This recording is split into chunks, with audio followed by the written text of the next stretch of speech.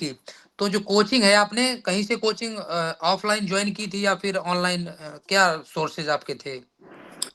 Coaching का मेरे लिए अनुभव थोड़ा सा खराब रहा है शुरू से, क्योंकि मैं 14 से 16 रेलवे में था।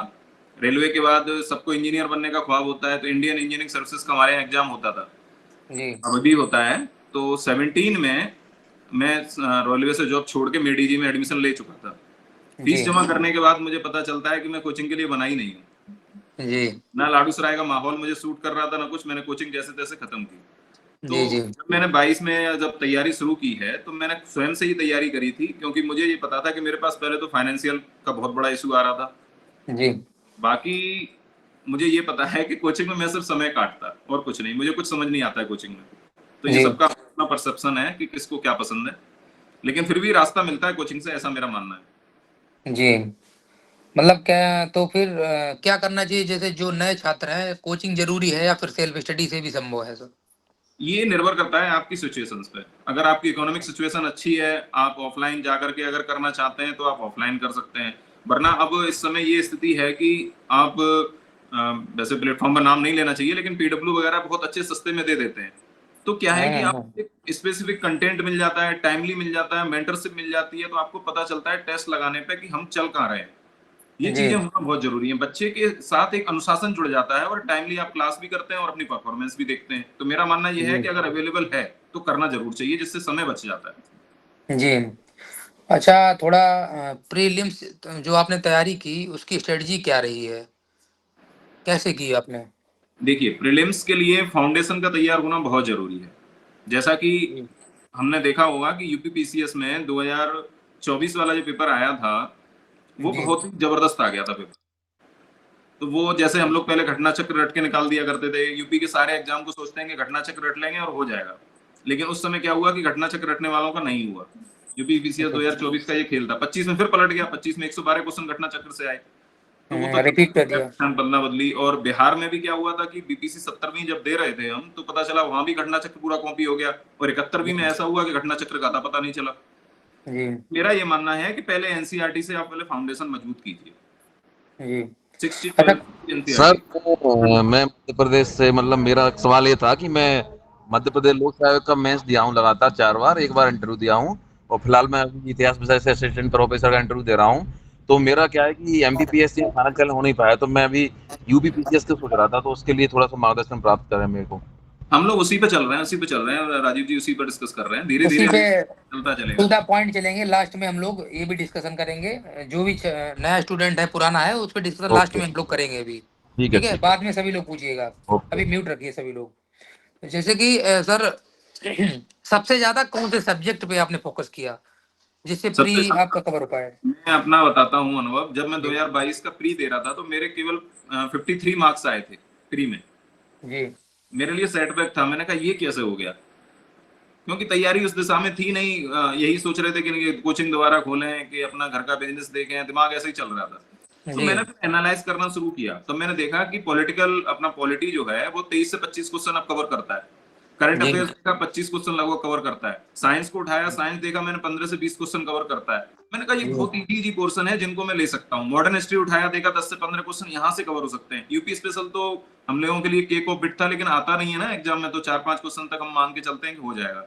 जी। जी। पोर्शन बहुत मजबूत कर लिए थे। 9th 10th का जैसे अपना साइंस मैंने बहुत मजबूत कर रखा था, क्योंकि अपनी कोचिंग में मैं एनडीए वाले बच्चों को पढ़ाता था, तो मुझे जी। वो थोड़ा सा आइडिया था, तो मैं उसमें जुट गया। मैंने कहा इसे तो मजबूत करके चलना है, क्योंकि बिहार में 30 क्वेश्चन साइंस से आते थे, तो मैं बीपीएससी भी देता था, तो मुझे जी। साइंस तो करनी ही करनी थी। तो साइंस को मैंने बिल्कुल नहीं छोड़ा। करंट अफेयर में घटना चक्र वाली मैगजीन जो आती थी उसको कवर करता था मंथली। फिर उसके बाद तो आई दृष्टि आती है ईयरली, उसको भी कवर करता जी। था। मेरा ये मानना था श्योर शॉर्ट 100 क्वेश्चन तो मुझे सही करने ही करने हैं, अगर मुझे कंफर्म मेंस लिखना है तो। जी।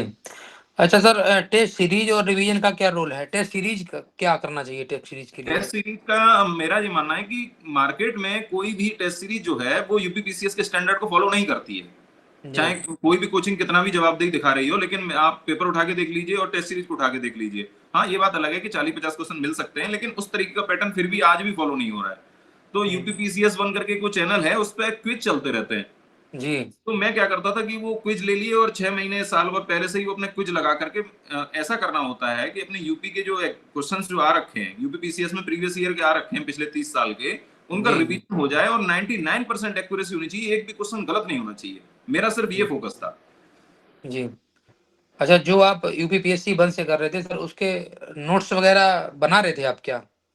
नहीं, मैं नोट्स में बहुत आलसी हूँ, नोट्स तो मैं नहीं बनाता हूँ, लेकिन मैं घटना चक्र में ही हाईलाइट कर लिया करता था। अच्छा और सर। मोस्टली क्या है कि मैं किताबों को थोड़ा कम पढ़ता हूँ, बीटेक वाला हूँ, तो वो टैब पे ही मेरा सारा चलता है। जी बहुत ज्यादा मेरा टैब पे ही चलता है। लास्ट में मैंने मेंस के आगे जरूर हाथ से थोड़े बहुत नोट्स बनाए हैं और उसी की वजह से मेरी रैंक भी गिरी है, मैं यहाँ तक समझ रहा हूँ। अगर मैं हाथ से जी। बना लेता तो हो सकता है थोड़ा अच्छा भी परफॉर्म करता। हाँ, सुधार हो जाता फिर। हाँ, सुधार अच्छा हो सर, जाता। आप अब नोट्स थोड़ा आते हैं हम लोग करंट अफेयर्स पे आते हैं। करंट अफेयर्स के नोट्स सर। करंट अफेयर्स के लिए डेली आप नोट्स मत बनाइए। करंट अफेयर्स के जी देखिए दो अप्रोच है मेरा, जैसे मैं जहां से लेकर चल रहा हूँ, क्योंकि आपको अगर सिविल सर्विस देना है तो कभी भी ये ना सोचिए कि आप प्रीलिम्स के लिए पढ़ रहे हैं। आप ये जान के चलिए कि आपका पीडीएफ में नाम आना है तब तक के लिए पढ़ना है। जी तो पहले दिन से ही जब आप तैयारी शुरू करें तो द हिंदू तो आपके सुबह के नाश्ते में होना चाहिए, जी चाहे हिंदी मीडियम सही चाहे इंग्लिश मीडियम में सही। आपका जैसे पीडब्ल्यू पे प्रशांत सर पढ़ाते हैं, मैं उनको 3-4 साल से फॉलो करता हूँ। तो जब वो पढ़ाते हैं तो मेरा एक रजिस्टर मेंटेन रहता है। एक रजिस्टर को मैंने 4 भागों में विभाजित कर रखा है, GS1, GS2, GS3 और GS4 के नाम से। तो जब वो जी टॉपिक पढ़ाते हैं, मुझे लगता है ये काम का है, तो मैं GS1 वाले सेक्शन में उसे लिख देता हूँ, उसके जो इंपोर्टेंट है वो डाटा लिख लेता हूँ। जी GS2 में है तो वो लिख देता हूँ। और सुबह उठ के जब मैं मॉर्निंग में उठता हूँ, मुंह धुलता हूँ, तो मैं तुरंत ही पेपर पढ़ना शुरू कर देता हूँ, अपना दैनिक जागरण या अमर उजाला कोई एक। उसमें जी से यूपी गवर्नमेंट का एक पेज आता है स्पेसिफिकली, प्रत्येक दूसरे दिन आएगा, जिसमें यूपी गवर्नमेंट की उपलब्धियां रहती हैं। वो मेरी जी डायरी में रहती हैं। देखो ये जैसे डायरी है, ये देखो, ये इस तरीके की डायरी में मैं नोट करता रहता हूँ। ये पिछले 2-2.5 साल से मैं इस डायरी को लिख रहा हूँ, तो ये डायरी में मैं मेंटेन करता हूँ। ठीक है, इसके जी बाद मंथली घटना चक्र की एक मैगजीन आती है, मंथली और 2 मंथ पे आती है। जैसे ये वाली, ये है जनवरी 2026 की, ये देखिए ऐसे है ना। तो ये मैगजीन में फॉलो करता हूँ। ऐसा नहीं है कि आप साल भर में जब एग्जाम आने वाला तब आप इकट्ठा खाने को बैठ जाएंगे, तो फिर तो उल्टी हो जाएगी। तो ये 2 महीने वाला है, इसको करना है। 15 दिन बाद रिवीजन भी करना है इसका। जब इसको आप कर जी लेते हैं तो क्या हुआ था, 2024 में 35 क्वेश्चन करंट अफेयर के आए थे मेरे। 35 में से 28 या 29 क्वेश्चन जो है वो करेक्ट थे। जी यहीं पर बच्चे सबसे ज्यादा लैग करते हैं। लास्ट में ई दृष्टि आएगी, लेकिन ई दृष्टि में इन सबका क्या होगा कि क्रक्स मिल जाएगा आपको, तो बहुत जल्दी से याद हो जाएगा। फिर एक और जी काम और करना है, पीसीएस अभ्यास वाले जो हैं वो क्वेश्चन निकालते हैं, या कोई भी कोचिंग हो जो घटना चक्र से रिलेटेड क्वेश्चंस देती हो। घटना चक्र वाले भी खुद देख देते हैं, लेकिन पीसीएस अभ्यास वाले अच्छे देते हैं। तो उन क्वेश्चंस को लेकर आप प्रैक्टिस कर लीजिए। कोई और मार्केट में दे रहा हो तो उससे कर लीजिए, फिर आप दीजिए एग्जाम। अच्छा सर, प्रीलिम्स और मेंस के लिए अलग अलग मटेरियल रखने चाहिए, या फिर कहने का मतलब यह है लिमिटेड सोर्स हो या फिर मल्टीपल सोर्सेस नहीं होने नहीं, चाहिए? लिमिटेड सोर्स रखना चाहिए। मेंस के लिए देखो, अभी तो मैं प्रीलिम्स पे ही चर्चा कर रहा था, क्योंकि आपने प्रीलिम्स के लिए ही बोला। क्योंकि मेंस के जी लिए क्या है कि आपको सबको पता है कि विजन की आती है अपनी 365, वो कवर करनी ही करनी है, क्योंकि उससे थोड़ा सा एज मिल जाता है डाटा में। बाकी अपनी जी पीडब्ल्यू की प्रहार मैगजीन आती है मेंस की, उसमें जी से उठा करके आप डाटा को अलग बनाइए, अपना 1 पेजर नोट्स अवश्य बनाइए। और जब आप कॉपी लिख रहे हो तो कॉपी लिखते टाइम जो भी आपको डाटा अपडेट करना है वो आप अपडेट करते रहिए और अपने नोट्स में अपडेट करते रहिए। मैंने 150 से ज्यादा मेक आईएएस की मेंस की कॉपी लिखी है। मेरे हाथ से लगभग लगभग 12 से 1400 क्वेश्चन निकल चुके हैं। तो लिखना तो बहुत ज्यादा जरूरी है। ये मेंस के लिए मैं जब आगे बढ़ता जा रहा हूँ, अब जो मैंने द हिंदू में जो मैं सुबह सुनता हूँ, जी मैं इनको कॉल करता हूँ। जैसे 2025 वाला जो पेपर आया वो थोड़ा 2024 से अलग था मेंस का।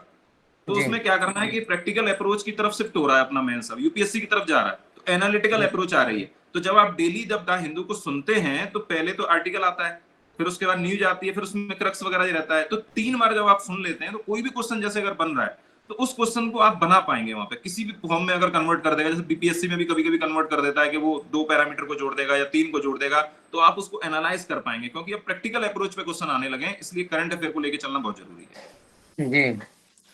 अब सर आते हैं थोड़ा मेंस स्पेशल पे। मेंस को रिगार्डिंग बात करते हैं सर। जैसे कि आंसर राइटिंग, जैसे कोई स्टार्टिंग से तैयारी कर रहा हो, मान लीजिए आज ही से नया कोई स्टार्ट किया होगा, कई छात्र होंगे ऐसे, तो उसके लिए आंसर राइटिंग का कुछ बताइए, कैसे शुरू करें? देखिए, डरना नहीं है। पहला पहला जब मैं भी लिख रहा था तो मुझे भी डर लग रहा था अपनी कॉपी देख करके। और राइटिंग पे तो राइटिंग अगर किसी का बहुत ज्यादा खराब है तो कहूंगा कि डेली 1 पेज लिखिए। ठीक है, पहले ये 2 पैरामीटर्स हो गए। आंसर राइटिंग को शुरू करने के लिए जैसे कोई भी आप टेस्ट सीरीज ज्वाइन करते हैं, ठीक है, टेस्ट सीरीज नहीं भी ज्वाइन करते हैं, आप प्रीवियस ईयर पीवाई को उठा लीजिए। पैसे नहीं है, नहीं कर सकते, मैं भी नहीं कर पा रहा था। पीवाई को आप उठा लीजिए। पीवाई को उठा के आप उस क्वेश्चन को देखिए कि किस टॉपिक से पूछा गया है। जैसे मान लीजिए नक्सलवाद पे पूछा गया है, ठीक है, तो नक्सलवाद से रिलेटेड आप पूरे उस टॉपिक को देखिए कि नक्सलवाद कहाँ से शुरू हुआ था, पश्चिम बंगाल में वहां से हुआ था, ये डाटा है, गवर्नमेंट ने कौन कौन सी स्कीम चला रखी है, समाधान योजना चला रखी है, उसके क्या क्या इम्पैक्ट हुए हैं, गवर्नमेंट की अभी फिलहाल स्कीम कौन सी चल रही है, मिनिस्ट्री ऑफ होम अफेयर्स की वेबसाइट पे जाइए, वहां देखिए उन्होंने क्या क्या चला रखा है, वहां पे कौन से स्कूल खुले हैं, कौन से रोड इंफ्रास्ट्रक्चर है, ये सब आप पूरा डाटा पढ़ लीजिए। फिर आप उस पर्टिकुलर क्वेश्चन के पीवाईक्यू में जाकर के उस क्वेश्चन को पहले एनालाइज करिए, रिकॉल करिए कि पूछा क्या है इन्होंने, कि यूपी में नक्सलवाद की प्रॉब्लम है भी या नहीं है, क्या क्या चल रहा है। जैसे सोनभद्र रीजन में थोड़ी बहुत प्रॉब्लम्स थी, अब वो भी नहीं रही है। तो अब क्या है कि अब जैसे क्वेश्चन अगर पुटअप हो रहा है तो उसको अकॉर्डिंग आप रिकॉल कीजिए, फिर उसको पार्ट में डिवाइड कीजिए कि पूछ क्या क्या रहा है, फिर उसको जी इंट्रो लिखिए। इंट्रो लिखने के बाद फिर जैसा भी आपको दे रखा है क्वेश्चन में, उसी को हेडिंग के रूप में प्रयोग करना है। पीसीएस के साथ ये बहुत बड़ा एक ड्रॉबैक मान लीजिए, चाहे अच्छा मान लीजिए, कि उसी को हेडिंग में प्रयोग करना है। और कंक्लूजन और इंट्रो जो इस टॉपिक दे रखे हैं आपके सिलेबस में, वो तो कंफर्म आपके होने ही चाहिए तैयार। आप शुरू में लिखिए, महीने 2 महीने 4 महीने, आपको ऐसा नहीं सोचना है कि हम गलत लिख रहे हैं। आप पहले पढ़िए, फिर उसको एनालाइज करिए, फिर उसको लिखिए। आप मुझे भी चेक करा सकते हैं, अपने ट्विटर को भी चेक करा सकते हैं, और डरना बिल्कुल नहीं है। स्टार्टिंग में तो सब पैराग्राफ के पैराग्राफ ही लिख देते हैं, देख लिया, देख के लिख लिया। नहीं हो सके तो टॉपर्स की एक देख लीजिए क्वेश्चन को, एक बार आपने देख लिया, अच्छे से रट लीजिए, फिर दोबारा उसको बंद कर दीजिए, फिर अपने आप लिखिए। फिर धीरे धीरे आपकी आदत बंद हो जाएगी कि अब नहीं रटना है, अब अपने आप लिखना है। अच्छा, जैसे कि सर इंट्रोडक्शन, बॉडी, कंक्लूजन कैसे लिखें, कितने शब्दों में इंट्रोडक्शन होना चाहिए, बॉडी में कितने पार्ट्स होने चाहिए, कैसे कैसे, और कंक्लूजन कितने वर्ड्स में होना चाहिए, देखिए, ये थोड़ा हमारे पास 2 क्वेश्चन होते हैं, एक 8 मार्क्स और एक 12 मार्क्स। 12 मार्क्स।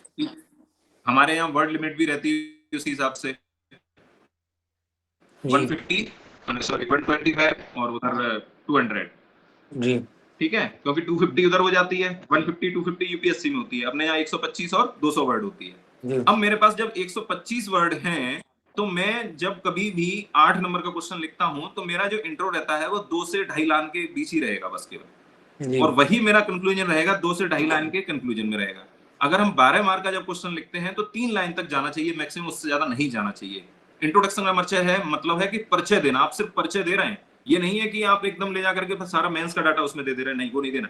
आप फिर मेंस का जब डाटा डालेंगे, जैसे अगर मान लीजिए 20 वर्ड आपने ऊपर प्रयोग कर लिए, अब 20 वर्ड ऊपर प्रयोग कर लिए, 20 वर्ड कंक्लूजन में प्रयोग कर लिए, कितने बचे आपके पास? 80 वर्ड्स बचे। आप 80 वर्ड्स को मेंस के लिए बचाइए, लेकिन यूपी पीसीएस के साथ अलग है। यूपी पीसीएस में अगर 2 पेज का क्वेश्चन है तो दोनों पेज भरने ही भरने हैं, तो वो 125 वर्ड तो रहते नहीं है, वो 200 तक पहुंच जाते हैं। तो क्या है कि अभी कोई 2 लाइन भी हो जाए, 2.5 लाइन भी हो जाए, नो इशू। कंक्लूजन में भी 2 से 2.5 लाइन ही रहे, इसको मेंटेन करके रखना है। बाकी आपको जो भी परफॉर्मेंस देना है आप मेंस की बॉडी से दीजिए, क्योंकि मेंस की बॉडी ही आपके नंबर को डिसाइड करती है। जी। अच्छा, बॉडी में जैसे मान लीजिए 8 मार्कर्स का है क्वेश्चन, उसमें कितने पॉइंट्स देना चाहिए सर? आपको 4 to 5 पॉइंट्स देने चाहिए, उससे ज्यादा मेरे हिसाब से नहीं देने चाहिए। जी और कभी भी जैसे विश्लेषणात्मक या तथ्यात्मक इस टाइप के जब भी कभी जुड़ रहे हों, तो उनकी प्रॉब्लम्स जरूर बताइए। प्रॉब्लम्स के साथ सॉल्यूशन को या तो आप कंक्लूजन में जोड़ सकते हैं, या फिर उनके साथ कोई डाटा देकर के जोड़ दीजिए। एसडीजी गोल्स वगैरह हो गए, इनको जोड़ दीजिए। वे फॉरवर्ड का प्रयोग अवश्य करिए, क्योंकि आप ऑफिसर्स बनने वाले हैं, तो आपके आंसर में ऐसा झलकना चाहिए कि आप क्या हमको बता रहे हैं, क्या सुझा रहे हैं, जिससे गवर्नमेंट में नई चीजें प्रयोग की जा सके। जी जी। कंक्लूजन में सर क्या दिखा सकते हैं? कंक्लूजन में अब जैसे आपको कंक्लूजन डिपेंड करता है पेपर के हिसाब से। जैसे अब आप GS1 की तरफ जाते हैं, आप हिस्ट्री की तरफ बात कर रहे हैं, तो हिस्ट्री की तरफ बात कर रहे हैं, तो हिस्ट्री में जैसे मान लीजिए सिंधु घाटी सभ्यता का ही है, तो अभी आजकल क्या हो रहा है कि अमृत भारत मिशन हो गया, और ये सारी चीजों को जोड़ के आप दे सकते हैं। एसडीजी गोल पे दे सकते हैं कि भाई स्वच्छ मिशन होना चाहिए, स्वच्छ भारत मिशन होना चाहिए, जिसकी परिकल्पना पहले ही सिंधु घाटी सभ्यता में की जा चुकी थी। ग्रिड पद्धति के आधार पर वाटर वाला जो मैनेजमेंट सिस्टम था, वो सब हमने लिखा, लेकिन इसको हमने करंट के साथ जोड़ के आप कंक्लूजन में प्रयोग कर सकते हैं। अब इकोनॉमी का है, इकोनॉमी में तो इंट्रो भी आपको करंट से ही देना है और कंक्लूजन भी करंट से ही देना है। कैसे देना है कि 2047 में हमारी $1 ट्रिलियन $3 ट्रिलियन अपनी गवर्नमेंट बनने वाली है, अपने यहाँ 2030 में $1 ट्रिलियन यूपी गवर्नमेंट बनने वाली है, ऐसा वे फॉरवर्ड करके दे दीजिए। जी। एक समस्या और आती है सर, जैसे टाइम मैनेजमेंट कैसे करें? टाइम मैनेजमेंट का स्टार्टिंग में आप प्रयास ना करिए। स्टार्टिंग में आप ये प्रयास करिए कि आपका क्वेश्चन पूरा हो पहले। जी जब आप 2-3 महीने कॉपियां लिख लेते हैं, फिर आप टाइम मैनेजमेंट का प्रयास कीजिए। और टाइमली आपको फोकस करना है कि 7 to 8 मिनट में आपका 8 मार्क का क्वेश्चन कंप्लीट होना चाहिए, और 10 मिनट में आपका 12 मार्क्स का क्वेश्चन जो है वो कंप्लीट होना चाहिए। स्टार्टिंग में आप नहीं कर पाएंगे। स्टार्टिंग में मेरे को भी 14-15 मिनट लग जाती थी 8 मार्क क्वेश्चन लिखने में। धीरे धीरे धीरे धीरे करके जब आप प्रैक्टिस करते हैं तब चीजें आती हैं। जी। अच्छा सर, कॉमन मिस्टेक्स होती हैं जो अक्सर एस्पिरेंट्स करते रहते हैं, वो क्या मतलब होती हैं? कॉमन मिस्टेक्स यही है कि आप अपना एक तो नोट्स नहीं बनाते हैं, वन पेजर नोट्स, और एक आप टेस्ट सीरीज ज्वाइन नहीं करते हैं, करंट अफेयर्स को आप इकट्ठा रखने का प्रयास करते हैं, आप डेली एनालाइज नहीं करते, और जब कभी भी आपका मेंटर्स या कोई भी अगर आपको प्रिसाइज बता रहा है तो आप उसको अपडेट नहीं करते और अपनी एरर से भागते हैं। टेस्ट नहीं लगा रहे हैं, टेस्ट में मान लीजिए जैसे आपके 60 नंबर आए, आपने अगले दिन छोड़ दिया पेपर देना, अरे नहीं मेरा नहीं हो पाएगा, ये नहीं हो पाएगा, ये वाला कंटेंट नहीं है। अब टॉपर्स का कभी भी देखिए एग्जाम्पल, जैसे आदित्य श्रीवास्तव सर की मैं कॉपी देख रहा था जिनकी यूपीएससी में फर्स्ट रैंक थी, तो मैंने उसमें देखा कि जैसे ही उन्होंने एक हेडिंग लिखी है तो हेडिंग के नीचे उन्होंने एक क्रॉस का प्रयोग कर दिया था, एक एरोनुमा, जो बता रहा था कि एग्जाम्पल को आपको ऐसे लिखना है। मैंने एथिक्स के पेपर में सारे वही क्रॉस नुमा को लिख करके एग्जाम्पल को कोट किया। अब जैसे एथिक्स का पेपर है, एथिक्स के पेपर में एग्जाम्पल के बिना कुछ है ही नहीं, तो एथिक्स में बिना एग्जाम्पल के आप लिख ही नहीं सकते। तो ये जी। बाकी सर, मॉक टेस्ट एनालिसिस जरूरी है, मॉक टेस्ट बहुत भी ज्यादा एनालाइसिस जरूरी है, करना मॉक चाहिए। टेस्ट एनालिसिस बहुत ज्यादा जरूरी है। जी जी। अब सर यहाँ पे अब हम लोग चर्चाएं करेंगे जो जुड़े हुए हैं भाई बंधु छात्र, तो वो अपने प्रतिभागी जो भी है वो अपने प्रश्न पूछ सकते हैं। किसी का कोई डाउट्स हो तो अपना डायरेक्टली पूछ सकते हैं, पूछ लीजिएगा सभी लोग, एक एक करके टू द पॉइंट पूछिएगा।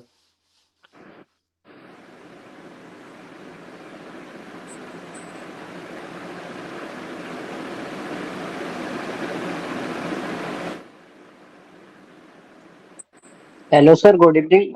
मेरा नाम अमन है, मैं हरदोई से हूँ। सर, लास्ट में जो है ना पैनिक क्रिएट होने लगता है एग्जाम के जो 10-15 दिन बचते हैं प्रीलिम्स के पहले से। तो वो पैनिक होता है, तो उस टाइम पे उस सिचुएशन को कैसे हैंडल करें? पैनिक ह्यूमन बीइंग होने के नाते होता तो है ही, सभी को होता है, लेकिन एक सेंटेंस हमेशा अपने ब्रेन में रखना चाहिए कि व्हाई शुड आई स्टार्टेड, और एक प्रभु का ध्यान हमेशा रखना है कि जैसा गीता में कहा है कि जो भी निर्धारण करूंगा वो मैं निर्धारित करूंगा, तुम तो एक केवल एक माध्यम हो। तो सिर्फ हमको तो सिर्फ एक माध्यम का प्रयोग करना चाहिए कि हमें तो सिर्फ अपना रिवीजन करना है, टेस्ट लगाना है और अपना ध्यान फोकस पर रखना है। और जब कभी भी थोड़ा बहुत इन्फ्लुएंस हो रहा हो या कहीं भी लग रहा है कि ज्यादा दिक्कत हो रही है तो अपने माँ बाप से बात करिए उस समय पे। अब मान के चलिए कि मैं अपने जीवन का एक उदाहरण देता हूँ, जब कभी मैं कभी प्रेशर में आता था या कभी भी मुझे कुछ ऐसा लगता था कि नहीं यार अब तो बहुत एज हो गई, क्योंकि मैंने शुरुआती 29 साल की उम्र के बाद शुरू की थी तैयारी। लोग तब तैयारी छोड़ देते हैं, तब मैंने तैयारी शुरू की क्योंकि मेरे साथ एक ही सेंटेंस जुड़ा था कि अगर अगले मिनट में जिंदा रहूंगा या नहीं इसकी मेरे पास कोई गारंटी नहीं है ना, तो फिर मैं इस बात के लिए चिंतित क्यों हूं कि अगला मेरा होगा या नहीं। ये भी तो एक सही एक तुरंत बात है ना, सबको पता है हो सकता है अगले मिनट में ना रहूं, तो तैयारी करने में मेरा क्या जाता है। तो जब मैं रेलवे में जॉब कर रहा था, सन 2014 की बात है, तो हजरतगंज इलाका पड़ता है लखनऊ में, तो वहां पे मेरी पोस्टिंग थी डीआरएम ऑफिस में। तो वहां पर तब उस समय नीली बत्ती चला करती थी, अब नीली बत्ती उसके बाद ही हटी है 16 या 17 में। तो जब मैं बाहर निकल के आता था तो हजरतगंज चौराहे पे मैं चेयर पड़ी हुई थी ग्रीन कलर की, मैं वहां बैठ जाया करता था। तो मैं देखता था कि हाई कोर्ट के जज जा रहे हैं, उनके आगे एक लाल कलर की बत्ती वाली गाड़ी जा रही है, उसके पीछे एक और गाड़ी जा रही है, कैमरी मिली हुई थी उन लोगों को, उससे जाते थे। और सारे ऑफिसर्स थे वो बत्तियों से ज्यादा करते थे। हम कहते थे यार हम कौन है और ये कौन है, देखो ये ऐसे जा रहे हैं बैठ के और हम यहाँ जानवरों की तरह बैठे हुए हैं। तो तब मैंने जब जॉब छोड़ी थी तब मैंने ये पहले से ही डिसाइड कर लिया था कि अब मैं लखनऊ में आऊंगा तो एक सरकारी गाड़ी में बत्ती वाली में ही बैठ के आऊंगा। तो एक बात तो दिमाग में बिठा लो, ये सिविल सर्विस निकालने के लिए आपको प्रण करना होगा, चाहे कोई भी सिचुएशन आ जाए, चाहे 15 दिन बचे हो, चाहे 1 मिनट बची हो, चाहे 1 घंटा बचा हो, आपको लड़ना आखिरी समय तक है और उसके अलावा आपके पास कोई ऑप्शन नहीं है। ठीक है सर, एक और प्रॉब्लम आती है कि जैसे अगर मुझे क्वेश्चन का ही पता है कि इसमें क्या लिखना है, बॉडी में क्या लिखना है, और एटलीस्ट उसको कहेंगे इंट्रो शुरू करने में दिक्कत आती है कि इसको शुरू कहाँ से करें। जैसे राज्यसभा और लोकसभा की तुलनात्मक शक्तियां हो गई, तो इसको पता है कि क्या लिखना है, लेकिन फिर वही है ना कि शुरुआत कहाँ से करें, इसको स्टार्ट कहाँ से करें। आप उसके लिए 2 प्रेफरेंस ले सकते हैं, या तो आपको स्टैटिक पहले से कोई राज्यसभा का कोई भी आर्टिकल जैसे दे रखा है पॉलिटी में उसके आप शुरू कर सकते हैं, या फिर करंट में कोई भी, जैसे अभी राज्यसभा में प्रोसेस स्टार्ट हुई थी वाइस प्रेसिडेंट को हटाने के लिए, तो उसको भी कह सकते हैं कि जब जब लोकतंत्र पर आक्रमण होता है तो इस तरीके की राज्यसभा प्रोसेस स्टार्ट कर सकती है। या जो भी आपको लग रहा है करंट से कोई कोरिलेट करके कर दीजिए, या फिर आपके पास स्टैटिक कोई आर्टिकल याद है उससे कर दीजिए, या किसी जस्टिस का अगर कोई कोर्स है या किसी पार्लियामेंट के मिनिस्टर का अगर कोई कोर्स, अपने मोदी जी का कोई कोर्स है तो वो आप प्रयोग कर लीजिए। ठीक है, next. Okay, thank you sir.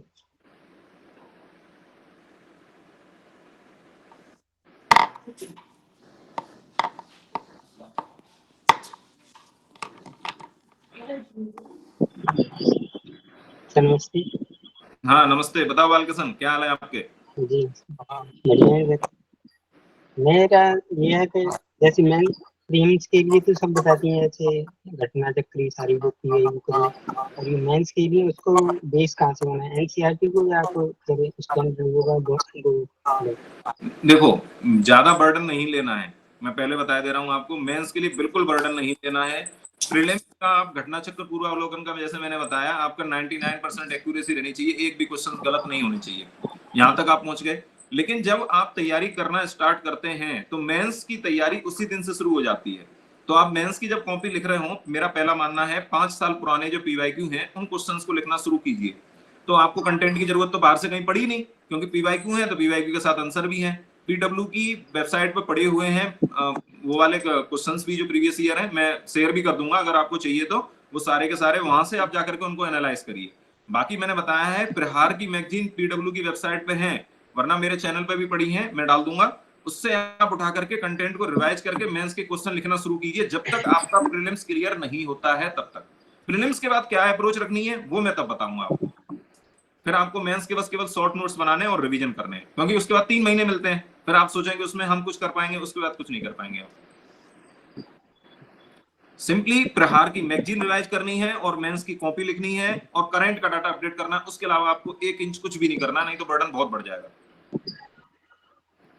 ठीक है, और यूपी स्पेशल की मैंने बताया पेपर को जैसे यूज करना है, और गवर्नमेंट यूपी गवर्नमेंट की वेबसाइट को अपडेट करना है। बाकी 2 मैंने बुक हैं आईएसपीसीएस पाठशाला की, वो मैंने शेयर कर दी हैं अपने टेलीग्राम ग्रुप पे, वहां से उठा करके आप कंटेंट को रिवाइज करते रहिए और कुछ नहीं करना है आपको। ओके जी।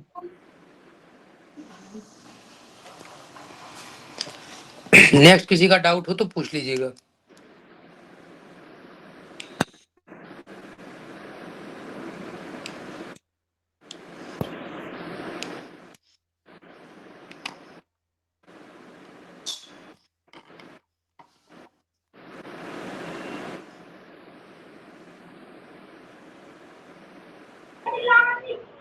Hello, good evening sir.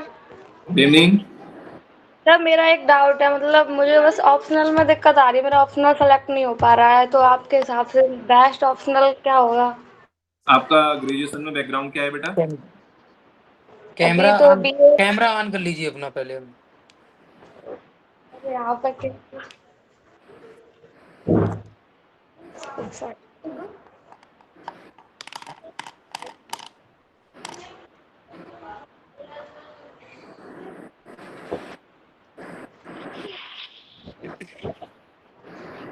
कोई नहीं, रहने दीजिए, अगर कोई इशू है तो आप अपना ग्रेजुएशन का बैकग्राउंड बताइए।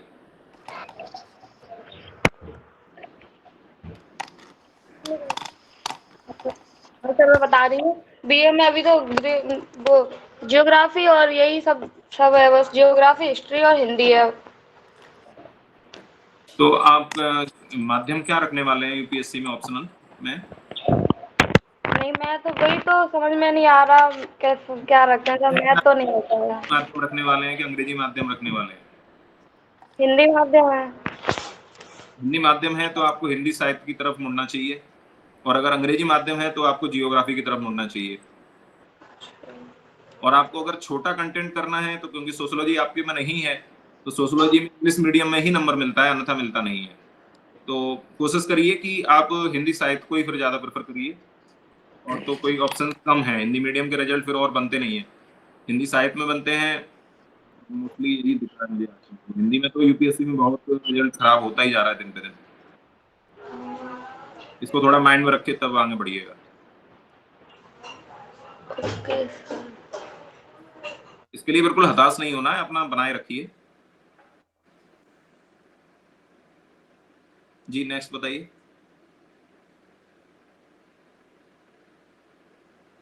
Hello, good evening sir. मेरा नाम गुड इवनिंग। योगेश है और मैं बरेली।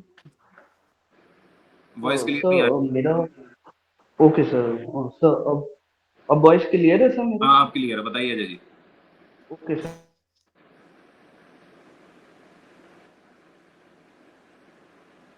आपकी वॉइस क्लियर। मेरे को ये पता नहीं चलता same sentence. Hello, am I audible sir? हाँ हाँ बताइए। हाँ सर, हाँ वर्ड लिमिट को ऑडिबल है। लेके इश्यू है। लाइक सेम सेंटेंस मेरे जो कलीग फेलो एस्पिरेंट हैं वो बहुत अच्छे से लिखते हैं sir. What is your right answer according to you?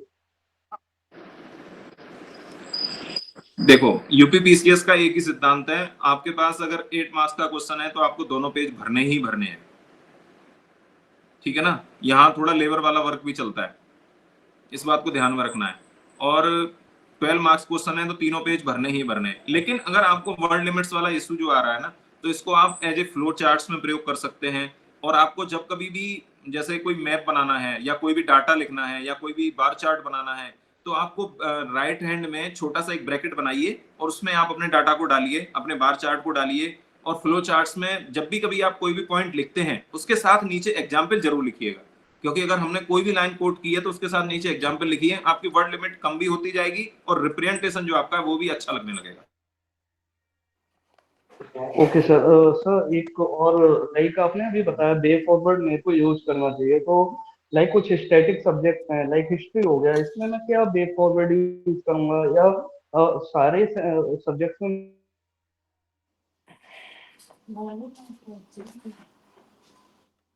मेरे को क्या है?